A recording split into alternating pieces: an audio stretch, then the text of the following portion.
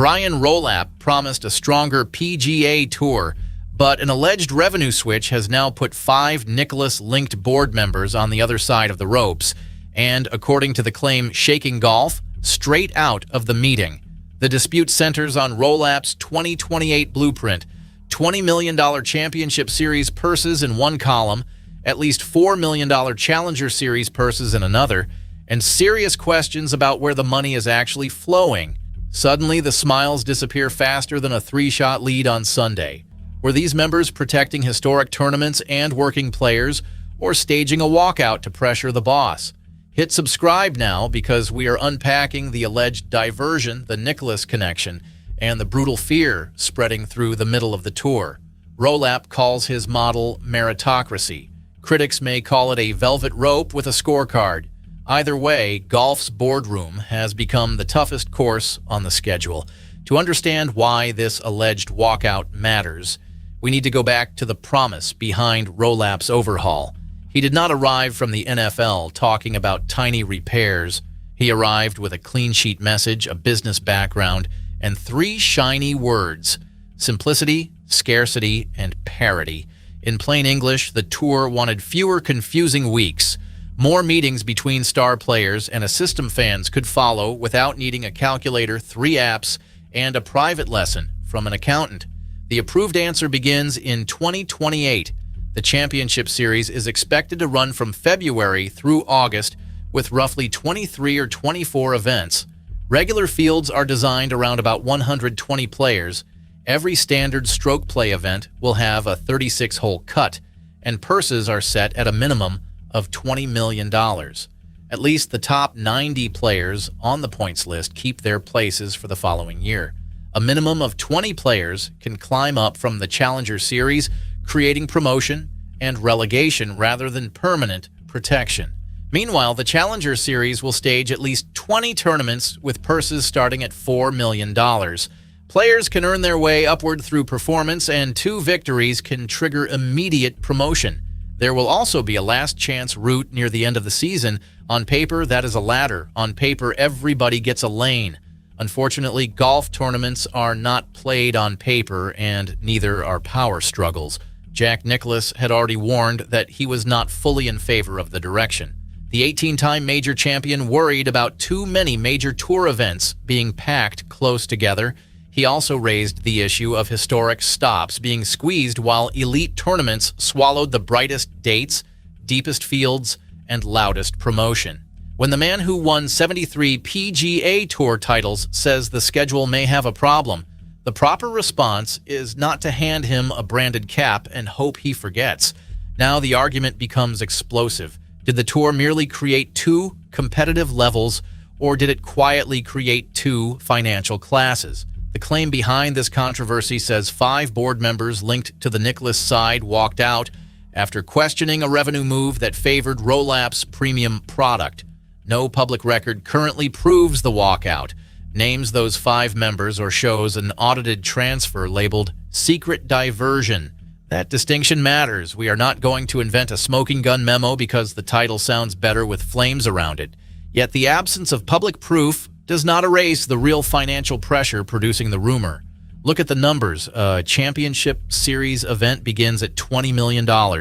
A Challenger Series tournament begins at $4 million. That is a 5-to-1 purse gap before we even discuss hospitality, television placement, marketing, sponsor value, or appearance power. Bigger names create bigger ratings. Bigger ratings attract bigger deals. Bigger deals then justify more investment in the top tier. Congratulations, the rich side has discovered a very efficient way to explain why it should become richer. That defense has logic. However, the PGA Tour is not a normal closed league. Golf sells a dream based on access. A player can survive Q School, earn status through the Corn Ferry Tour, fight through Monday qualifying, make a cut, catch fire, and suddenly stand beside a superstar on Sunday. That ladder is not a side feature. It is the soul of the product. Remove too many steps, and meritocracy becomes a word executives repeat while the elevator remains locked. Think about a golfer ranked 118th. He is not a household name, but he is not a hobby player either. He may have a coach, a caddy, a trainer, travel bills, equipment costs, and a family measuring every missed cut against the mortgage. Under the new structure, a poor month could push him toward the lower series. At the same time, the best 90 are protected by their season-long performance, while the largest purses stay concentrated above. That pressure may create drama, but it can also crush careers before fans learn the players' names. Caddies feel the same squeeze. Their income often depends on weekly pay, plus a percentage of prize money. A move from $20 million stages to $4 million stages is not simply a different logo on the leaderboard. It can alter travel choices, housing plans, medical coverage, and whether a partnership survives. The tour sees roster movement. A caddy with children sees a household budget taking a downhill lie. Traditional tournaments face another danger. Some have spent decades raising money for local charities and building volunteer armies. If those stops land in the Challenger Series, the tour may describe them as pathways. Local fans may hear something harsher, second class. Sponsors could reduce spending. Television windows could shrink. Star players may vanish. Soon, an event that once introduced future champions becomes background noise between premium weeks. But here is the rehook nobody at tour headquarters can laugh away. If the revenue decision was fair, why has the allegation of a 5-member revolt found such easy oxygen? Trust is the missing club in this bag. The PGA Tour already damaged player confidence during the LIV golf battle. Secret negotiations with Saudi Arabia's public investment fund shocked players who believed leadership had been fighting on moral and competitive grounds. Even after management changed, that memory did not disappear. Golfers remember learning major news from television and social media. Therefore, when another story mentions private money decisions and angry board members, people do not automatically call it nonsense. They ask what was hidden this time. Rolapp has tried to answer that wider fear by saying the middle class matters. His NFL comparison is important. Great leagues cannot depend forever on 2 or 3 superstars. New contenders must rise, fan bases need reasons to care, and the system has to function after famous names leave. That message directly supports promotion from the Challenger Series. It also makes the alleged revenue diversion more uncomfortable. If the middle matters, why does the lower series begin with 1/5 of the purse? Tour officials would answer that purse size alone does not measure opportunity. 20 or more Challenger events with $4 million purses are still meaningful tournaments. 2 wins can deliver immediate promotion. At least 20 players will rise each year, while cuts return to top-level events and sponsor exemptions disappear from the championship series. Those rules reduce favors and reward scores. Compared with invitation-heavy golf, that is a serious improvement. Tiger Woods has also backed the new competitive model after chairing the Future Competition Committee. That committee included 6 players and 3 business advisors, not a secret group assembled beside the 18th green. Patrick Cantlay, Adam Scott, Camilo Villegas, Maverick McNeely, and Keith Mitchell worked alongside Woods, while Joe Gorder, John Henry, and Theo Epstein brought business experience. The boards approved the recommendations. This was not Rolapp scribbling a dictatorship on a napkin during lunch. Nicklaus's public position adds credibility to the resistance, even though it does not prove the claimed walkout. He said he wanted a conversation with Rolapp and outgoing Commissioner Jay Monahan. His worry focused on major events being bunched together and other tournaments being swallowed. That is not an accusation of theft. It is a warning about consequences. Turning that warning into a proven secret diversion would cross a line the available evidence does not support.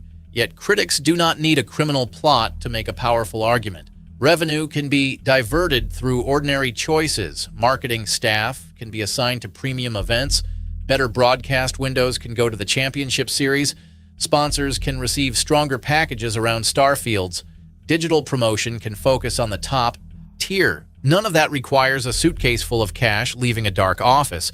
Sometimes the diversion is simply a budget meeting followed by one series receiving everything that makes a tournament feel important.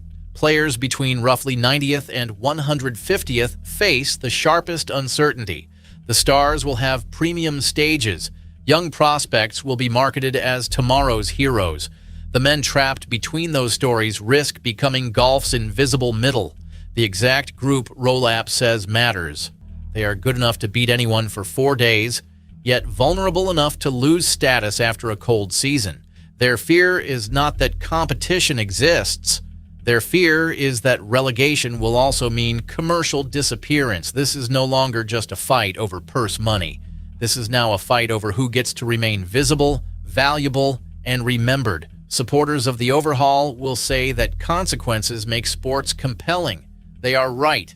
A late-season battle to stay inside the top 90 could be gripping. Challenger players chasing 20 promotion spots could create genuine tension.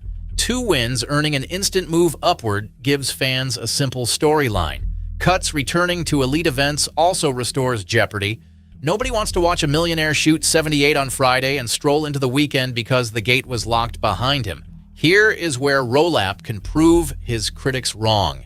Give challenger events strong television coverage, protect historic venues, create clear promotion races, market veterans as comeback stories rather than failed top-tier players.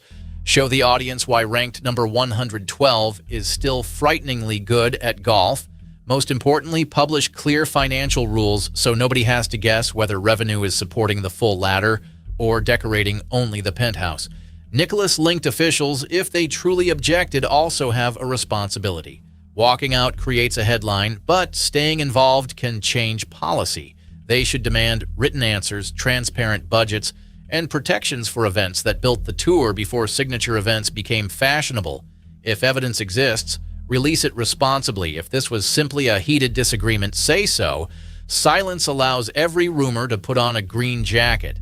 The tour cannot answer suspicion with corporate fog. Fans do not need another statement saying leadership remains excited about future opportunities across the platform. That language could make a bunker rake fall asleep. People want plain answers. Was money promised to one level and reassigned to another? Which board approved the allocation? What guarantees exist for challenger events? How will charities and local sponsors be protected? Direct questions deserve direct replies. Rolapp's NFL background can help, but it can also mislead him. The NFL shares enormous national revenue among franchises and protects competitive balance through drafts, salary rules, and scheduling. Golfers operate as independent contractors. They pay expenses, miss checks, and carry personal risk from city to city. Jack Nicklaus's warning should therefore be treated as more than nostalgia. Historic tournaments are not dusty furniture blocking the hallway. They connect generations. They give smaller markets a place in professional golf. They create memories that cannot be manufactured by moving a premium event to whichever city offers the largest hospitality suite. Rolapp wants scarcity to make tournaments matter. Nicklaus fears scarcity will decide that fewer tournaments deserve to matter. So where does this leave the alleged 5-member walkout? At present, it is a dramatic claim sitting on top of a very real dispute. The public evidence confirms Nicklaus's concern, the massive purse difference, and the tour's 2-tier future. It does not confirm 5 named Nicklaus board members storming out over a proven secret transfer. That gap should make us cautious, but it should not make the underlying questions disappear. Now, the final putt belongs to Rolapp. Will he publish enough detail to kill the diversion claim or keep speaking in slogans while suspicion spreads across the tour? Golf is changing because it must. LIV forced the PGA Tour to spend more, listen faster, and package stars better. Streaming habits changed. Sponsors changed. Players became more powerful. Pretending the 2018 model could survive forever would be foolish, yet rebuilding the sport around only its most famous faces would be equally foolish. Tiger Woods will not play forever.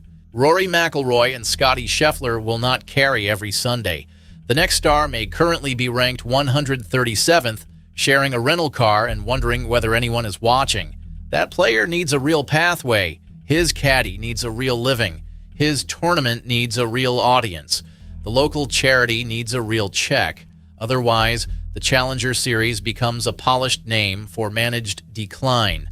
Calling it opportunity will not change what people see. Rolapp can still turn this conflict into proof that the new tour is different. Open the books enough to explain the funding model. Bring Nicklaus and traditional event leaders into the room. Set minimum standards for broadcasts, promotion, player services, and charity support. Then let performance decide movement between the series. That would be bold reform with roots, not corporate pruning with a golf clap. Nicklaus's side must also accept that tradition cannot mean freezing the schedule forever. Some events will move. Certain fields will change. A smaller number of premium weeks may help fans understand the season. Players should face consequences, and stars should meet more often. Protecting every old arrangement would preserve the clutter Rolapp was hired to fix. The real choice is not Rolapp or Nicklaus. It is a transparent ladder or a hidden wall. One builds tension while keeping hope alive. The other concentrates attention, money, and control until the lower tier exists, mainly to make the upper tier look exclusive. Golf fans can accept tough competition. What they will not accept is being told the door is open while watching executives quietly move the doorway. So drop your final verdict in the comments right now. Did 5 Nicklaus-linked members expose a dangerous money grab? Or is this alleged walkout being used to attack a reform the PGA Tour desperately needs? Let me know whether Rolapp is protecting golf's future or selling its middle class to fund a premium show. Like this video, hit subscribe, and turn on notifications so you do not miss the next update when the 2028 schedule, event list, and financial details finally come into view, because this battle is bigger than one boardroom, one legend, or one disputed revenue decision. It will decide whether the PGA Tour remains a ladder anybody can climb or becomes a velvet rope only the chosen can cross.